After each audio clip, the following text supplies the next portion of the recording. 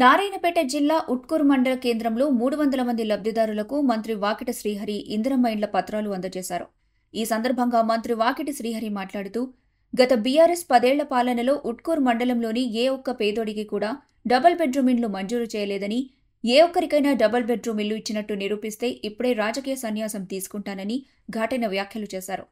గత ఎమ్మెల్యే ఎన్నికల్లో నా కోసం ఓటు అడగడానికి వచ్చిన మా మనుషులపై ఉట్కూరులో చేయి చేసుకుని గాయపరిచినా కూడా నేను ఉట్కూరు ప్రజలకు 300 ఇందిరమ్మ ఇండ్లు మంజూరు చేశానని అన్నారు.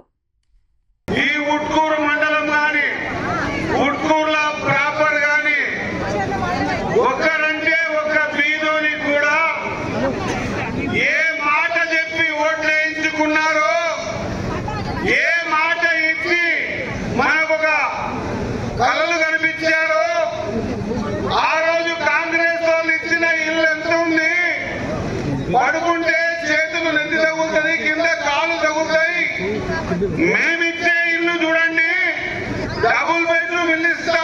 10 సంవత్సరాలు ఓట్లు వేయించుకొని ఈ ఉట్కూరు మండలంలో ఒకరంటే ఒక పేదోనికి కూడా ఇల్లు ఇయ్యని సందర్భం గత బీఆర్ఎస్ పార్టీలో మనం చూసాం.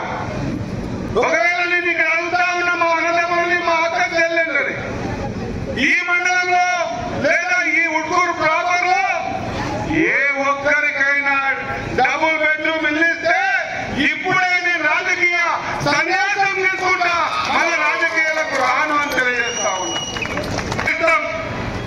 చెట్లు వడంగానే 2 లక్షలు ఇస్తాం. ఇల్లు కంప్లీట్ అయ్యి లాట్రిన్ బాత్రూమ్ కట్టుకోగానే ఇంకొక ₹1,00,000 ఇచ్చి 5 లక్షలు పూర్తి చేస్తాం.